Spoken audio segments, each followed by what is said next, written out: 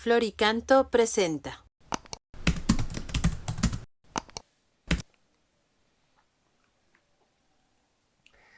La quinta pregunta del quinto punto del compendio del Catecismo de la Iglesia Católica dice así: ¿cómo se puede hablar de Dios? Y responde: se puede hablar de Dios a todos y con todos, partiendo de las perfecciones del hombre y las demás criaturas, las cuales son un reflejo, si bien limitado, de la infinita perfección de Dios. Sin embargo, es necesario purificar continuamente nuestro lenguaje de todo lo que tiene de imaginativo e imperfecto, sabiendo bien que nunca podrá expresar plenamente el infinito misterio de Dios.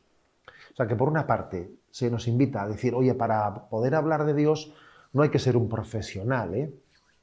Si alguno piensa que para poder hablar de Dios hay que ser teólogo, haber hecho unos estudios, se equivoca, ¿eh? Dios es más íntimo a nosotros que nuestra propia intimidad. Por lo tanto, no vamos a hablar de lo que es íntimo, lo más íntimo de quien nos ha dado la vida.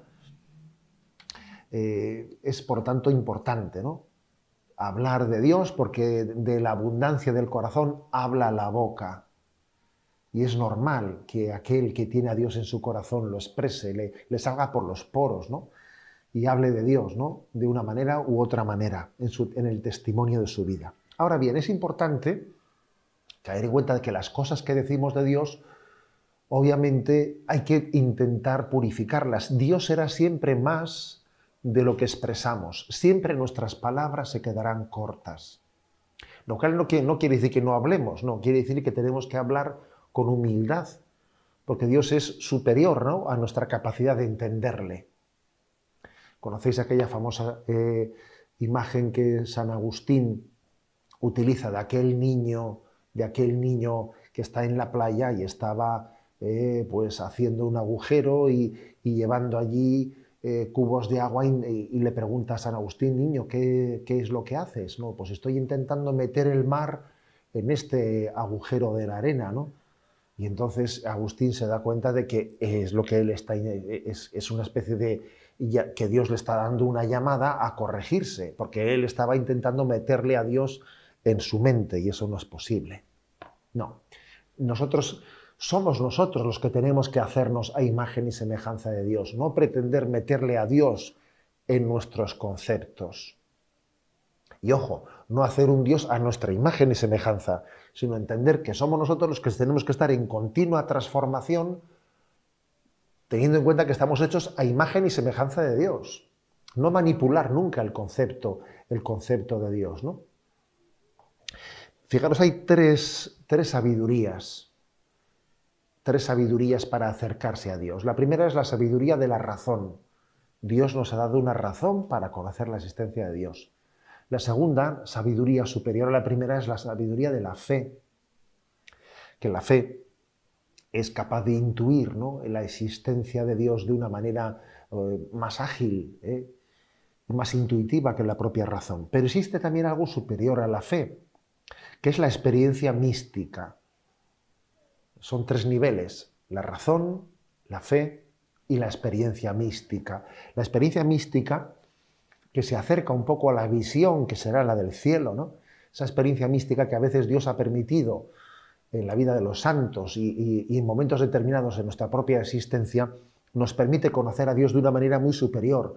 Cuando Santo Tomás de Aquino, que fue pues, el gran maestro y teólogo y tenía ya elaborada su Suma Teológica, ¿no?, pues una de las obras más extensas y más desarrolladas sobre hablar sobre Dios, sobre todo el misterio de Dios, ¿no?, bien formulado, cuando Santo Tomás de Aquino tuvo en el momento cumbre de su vida una profunda experiencia mística de Dios, en ese momento él pensó que lo que él había dicho como teólogo se quedaba tan corto que hasta intentó el hombre acabar, deshacer, quemar todo lo que había escrito, porque le parecía paja comparando con lo que en su experiencia mística había percibido de Dios, ¿no?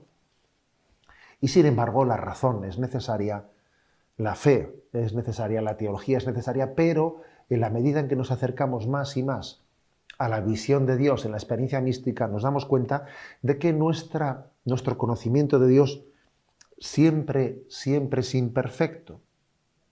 Siempre es imperfecto.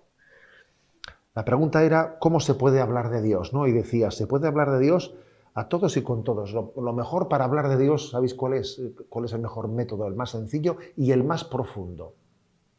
Recurrir al Evangelio. El Evangelio tiene la capacidad de tener el lenguaje de los sencillos, pero a su vez expresar la revelación de Dios en toda su profundidad. Todas las imágenes de los Evangelios, a veces uno dice, esto está escrito para las almas sencillas que no saben ni leer ni escribir, o está escrito para los catedráticos. Y uno pues, se maravilla, ¿no?, al ver cómo el lenguaje del Evangelio tiene como interlocutor a todos los hombres de todas las culturas, de todas las clases sociales, de todas las capacidades intelectuales. La mejor forma para hablar de Dios es recurrir a las imágenes del Evangelio, al propio Evangelio, que es la palabra revelada por Jesucristo.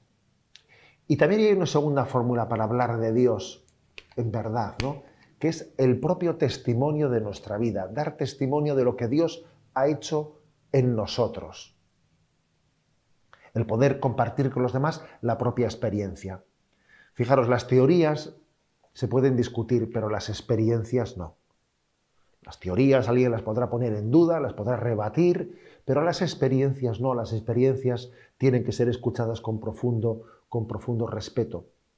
Por eso una manera de hablar de Dios es hablar desde la propia experiencia, de lo que Dios ha hecho con nosotros, de cómo nos ha transformado, de cómo nos ha ayudado a ser más libres, a ser mejores, a ser más bondadosos, más generosos, ¿no? Es una manera de dar testimonio de lo que Dios ha hecho en nosotros y de reflejar el don de Dios ante todos los que nos rodean.